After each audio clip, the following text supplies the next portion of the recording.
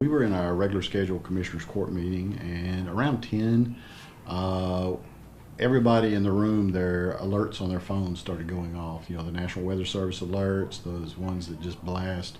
We also belong to the Southeast Texas Regional Planning Commission, so we belong to the STAN, the Southeast Texas Alert Network notification system also. So we were getting those notifications. And then they constantly kept going, saying there was a tornado warning, tornado warning.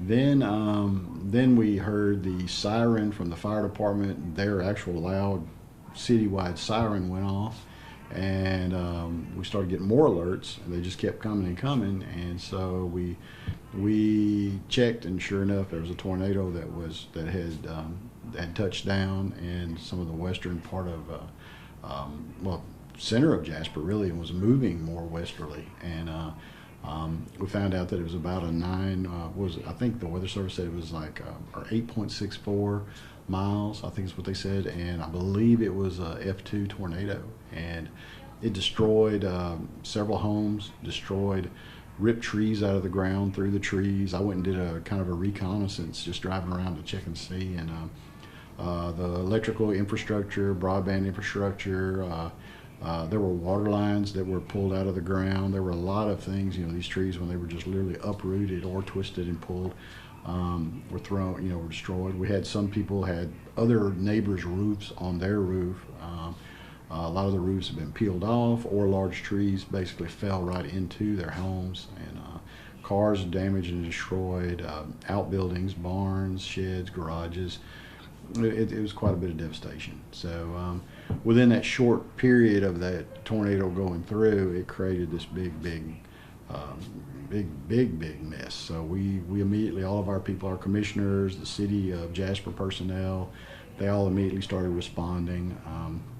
We activated our emergency operations center. We'd already been at a low-level operation just because Beryl could present a threat to us, and because, you know, the rain bands, if you're in that northeast quadrant of a storm, a lot of times, of a hurricane, a lot of times you do run the risk of getting tornadoes or some bad weather. So we were prepared for that, and we went ahead and activated at a higher level and just began trying to work with the state to try to get more resources out here to get help for our people.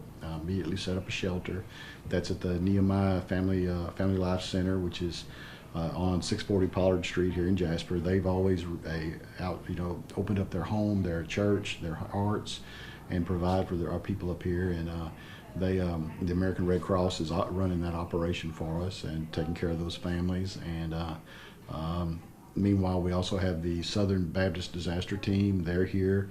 They're going to be probably tomorrow, but they've already released all of their QR codes and their information, which we've posted that out on our social media and our county website for people if they do need help getting large trees and debris out and away from their homes or off their homes. These folks will be coming out and helping them also. We've also reached out to the state to see if we can get debris teams to come in also to possibly help us with TxDOT and remove some of the debris from the right-of-way, because, you know, initially we had just do search and rescue operations. Local fire departments responded, and they were going door to door, checking the status of people, checking to see if somebody was home. If somebody was home, were they okay? And just going one after another. But in a lot of cases, the trees where it had fallen in like this, you couldn't get in with a vehicle, and you literally had to crawl in and under and through the trees to get to homes, or crawl through trees to even get inside the home. And so there's a lot of debris that was pushed and cut and pushed just to be able to get emergency vehicles through there and utility crews. So as we re-energize our power lines, as we start clearing, we're hoping that the state will assist us with removing that debris from those right-of-ways also in the city and in the county and the affected areas. And you know, we do have several areas where we have trees down, not just in the city of Jasper where the tornado was, but we had a lot of straight line winds throughout Jasper County. So we had a lot of trees that are down all over, down South County also, and on the northern area up near Rayburn, where they, you know, took down fences, took down barns. Some people's homes had damage. A lot of trees toppled over. So we're trying to work this whole game.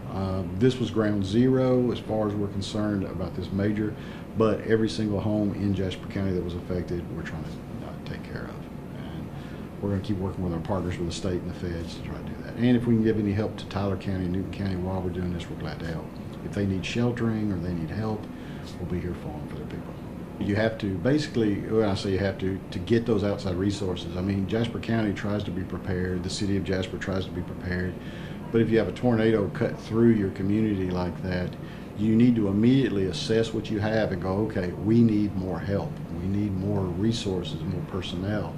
I called a friend of mine down in the South Jasper County area in Buna, who actually has a volunteer group called the 409 Rescue Group. It's 409 area code down there. So he mobilized his team, a guy named Mike Owens, great guy, mobilized his team, his SALT team. They immediately responded out here, helped our Precinct 2 Commissioner, Kevin Holloway, and his crew to start cutting and clearing roads. So you want to try to take care of as much as you can, immediately, but you also have to step back a second and say, okay, I'm trying to preserve lives, I'm trying to preserve property, I'm trying to help people. How can I do this more efficiently? How can I get this done quicker? Especially, especially if there's a possibility that somebody's in a home and they're injured or needing help and they can't get out and we need to get in. So that's one reason why you immediately start bringing in these resources and try to get help. Also, for long-term recovery, you want to have those resources available to help people, because for the first 2 or 3 days, a lot of people are in shock, especially if their home is completely destroyed. They're just at a loss. If they're elderly, or they, even if they're 20, 30 years old, it's suddenly like, wait a minute, my whole house, my whole life, everything's gone. So, there's a lot of devastation, and so we always have to ramp up ahead of time and start getting ready to start giving them their help when they're ready to sit down and start acknowledging that we need to start rebuilding and figuring out what we have to do. And that's a rough process. The shelter, I immediately pulled that trigger because I knew what was happening. Anytime you have a tornado of that magnitude in a residential community, you need to have a shelter ready and available immediately. And so we worked with them. We got that set up at that same day. So it's just part of it. You have to be ready to protect your people. I do want to say thank you to every one of our citizens that responded. A lot of them were first responders, fire department personnel, law enforcement personnel, county employees, city employees. They always work together, and we come together anytime we have a major event. It doesn't matter, and it's always the same names, the same faces that always come together.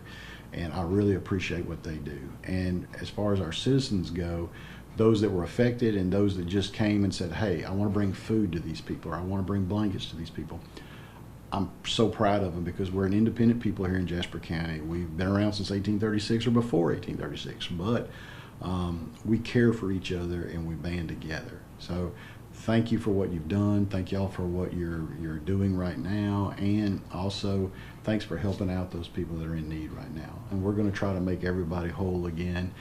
It's difficult to become whole if you've lost a lot of personal effects, a lot of things from family members, old photo albums, things like that. It's heartbreaking, but we're going to try to be able to do what we can to try to get them back in their homes and try to help them rebuild. And that's my goal.